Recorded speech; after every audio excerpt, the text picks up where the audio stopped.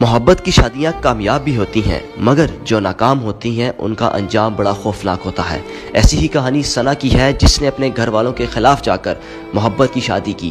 گھر والے شادی میں بالکل بھی رضامند نہیں تھے مگر اس کے باوجود ثنا نے اس شخص سے شادی کی، اپنے گھر والوں کو چھوڑا، اپنے بہن بھائیوں کو چھوڑا، مگر شادی کے ایک روز بعد ہی اس شخص نے ان کے ساتھ کیا سلوک کیا جس وجہ سے ثنا آج در در کی ٹھوکریں کھانے پر مجبور ہے۔ جس ثنا نے اپنے گھر والوں کی خاطر اس شخص سے شادی کی، اس شخص نے ان کو بھی چھوڑ دیا۔ آج نہ ثنا کا اپنا خاوند اس کے ساتھ ہے، نہ اس کے گھر والے اس کے ساتھ ہیں، نہ اس کے بہن بھائی اس کے ساتھ ہیں۔ اور میں سمجھتا ہوں کہ ثنا کی زندگی ہمارے معاشرے کی لڑکیوں کے لیے، خواتین کے لیے ایک بہت بڑی مثال ہے، جس نے سوشل میڈیا کے ذریعے ایک شخص کے جھانسے میں آ کر محبت کی شادی کی اور اس کا خوفناک انجام آپ کے سامنے ہے۔ زندگی تباہ ہو کے رہ گئی۔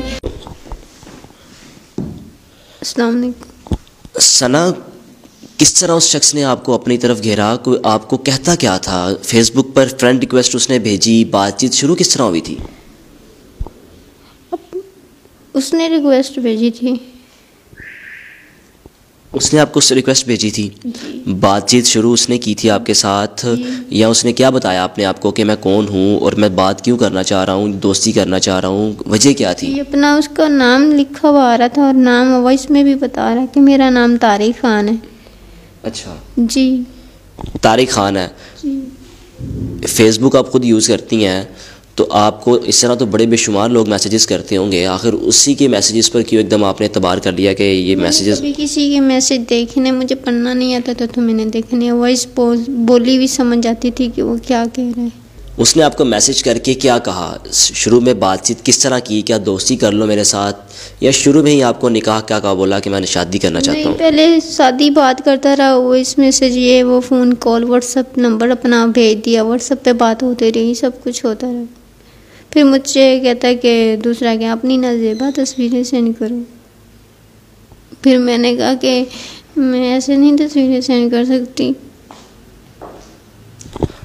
جب نازیبہ تصاویر آپ سے مانگی تو آپ کو اس وقت سوچنا چاہیے تھا، کیا خیال نہیں آیا کہ ایک شخص دوستی بھی کر رہا ہے اور ایک دم آپ یہ کہہ سکتی ہیں کہ مجھے برائی کی طرف لے کر جا رہا ہے، تو اس وقت کیوں نہیں چھوڑا اس کو؟ کیوں اس کے ساتھ بات چیت کو آپ نے جاری رکھا؟ نہیں، میں نہیں کرنا چاہتی تھی۔ کبھی موبائل توڑ دیتا تھا، کبھی اپنے آپ کو کہتا تھا کہ میں مار دوں گا، کیونکہ ہم تو پہلے ڈرے ہوئے تھے، ہماری امی فوت ہوئی تھی۔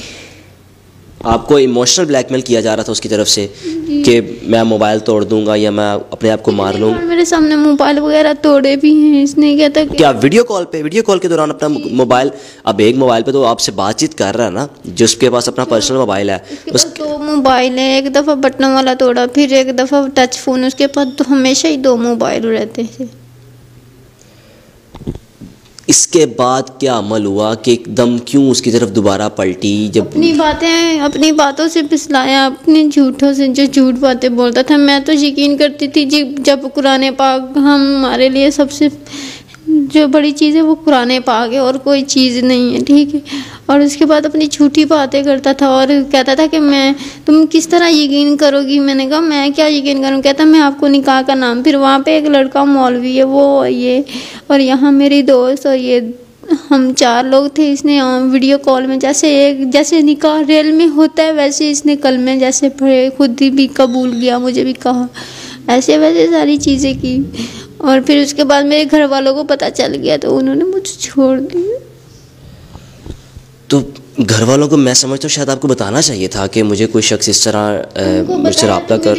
میرے ابو اور میرے بھائی جو ہے نا وہ اس بات کو فالو نہیں کرتے، وہ کہتے کہ ہم جو ہے نا گاؤں کے لوگ غیرت مند ہیں، ٹھیک ہے، تم نے اس کے لیے، ہمارے لیے تم مر گئی ہو۔ اب میں یہی کہوں گی کہ اس بندے کو عبرتناک سزا دینی چاہیے کہ جو اس طرح جھوٹ بولا اس نے میرے ساتھ۔ بالکل جی، سزا تو اس کو ہونی چاہیے اور سوچنا بھی چاہیے ان جیسی تمام لڑکیوں کو، خواتین کو جو شادی شدہ نہیں ہیں، جو شادی شدہ ہے بھی ہیں، کہ اگر آپ کو کوئی میسیجز کر رہے ہیں تو اس کا مطلب یہ نہیں ہے کہ آپ اس کے جال میں پھنس جائیں، اپنی زندگی کو برباد کر لیں۔ کیا سوچتی ہیں کہ میں نے ایک شخص کے ساتھ ایک لو لگائی، اس نے مجھے اپنے جھانسے میں لے لیا، گھر بار بھی چھوڑ دیا، ایک دن کی اس نے ملاقات کے بعد آپ کو ایسا در بدر کر دیا کہ آپ ٹھوکریں کھا رہی ہیں، اب گھروں میں کام کر رہی ہیں، نہ اپنے پیچھے نہ کوئی وہ شخص ہے، تو زندگی تو تباہ ہو کے رہ گئی ہے۔ جی بالکل، آپ کی بات صحیح ہے، زندگی تباہ ہو کے رہ گئی۔ اور اس کے پیچھے اس کی بیوی کا اور اس کی بیوی کے دوست، جو یہ دو بندے کی تصویریں آپ چل رہی، گاڑی والا بندہ.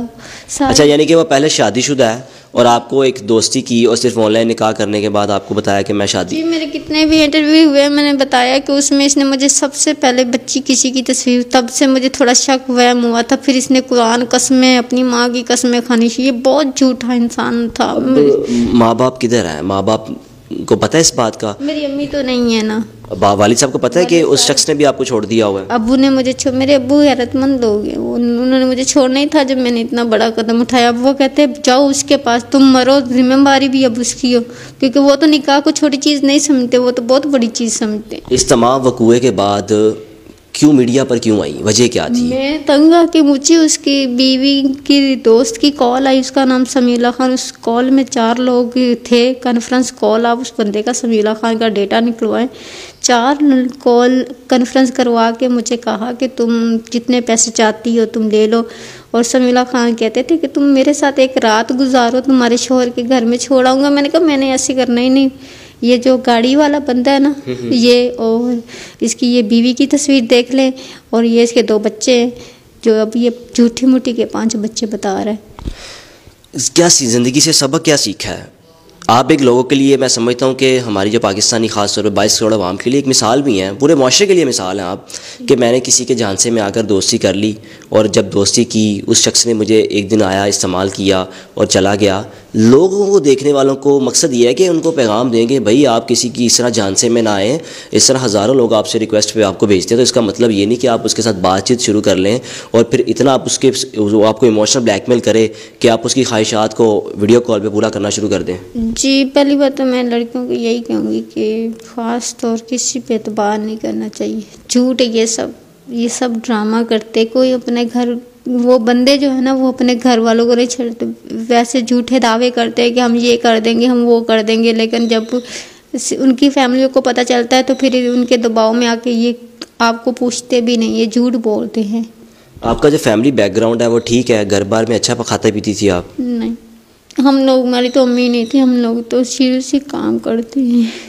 تو اب کسی کے گھر میں کام کر رہی ہیں، ملازمہ ہیں آپ، تو جو آپ کی مالکن ہے اس کو ساری کہانی کا پتہ ہے کہ جس بچی کو میں نے اپنے پاس رکھا ہوا ہے اس کا پیچھا بھی کوئی نہیں ہے، والد صاحب بھی کوئی نہیں ہے، یہیں پہ رہتی ہے؟ وہ بہت اچھے لوگ ہیں، وہ بہت نیک دل لوگ ہیں وہ، لیکن ان کو اس بات کا نہیں بتایا کہ یہ سب اس بندے نے کیا میرے ساتھ.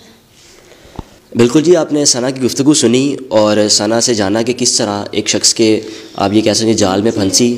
اور گزارش دیکھنے والوں سے یہ ہے کہ اگر آپ ان کی مدد کرنا چاہتے ہیں ثنا کی، تو آپ ثنا کا جو نمبر ہے وہ اسکرین پر چل رہا ہے، ثنا سے رابطہ کریں. ثنا کی اگر آپ فائنینشلی ہیلپ کرنا چاہتے ہیں تو ضرور کیجیے. میں اداروں سے بھی یہی اپیل کروں گی کہ جو پولیس ادارے ہیں نا، میرے ساتھ بہت بندے نے جھوٹا ظلم کیا ہے، میں ان کو یہی کہوں گی کہ میری ہیلپ کریں. ان کے گھر کا مجھے سارا پتہ ہے، میں وہاں گئی ہوئی بھی ہوں، ان کے بھائیوں کو پتہ ہے، اس کی امی کو پتہ ہے، سب کو پتہ ہے، اس بندے کو، اس کے گھر والوں کو پتہ ہے. ان سب کو سزا ہونی چاہیے ایسے گھٹیا لوگوں کو. امید کرتا ہوں کہ ثنا کو انصاف دیا جائے گا اور تمام دیکھنے والے اس کی زندگی سے سبق بھی سیکھیں گے کہ واقعی ہمارا معاشرہ کتنا خراب ہو چکا ہے. اگر آپ ایک دم کسی پر اعتبار کریں گے اور خاص طور پہ باہر بیٹھے شخص پہ، تو زندگی آپ کی برباد ہو سکتی ہے. جیسے کہ ثنا اس وقت در در کی ٹھوکریں کھانے پر مجبور ہے، نہ اپنے ہیں، نہ جس کے پیچھے اپنے چھوڑے نہ وہ ہے. دیکھتے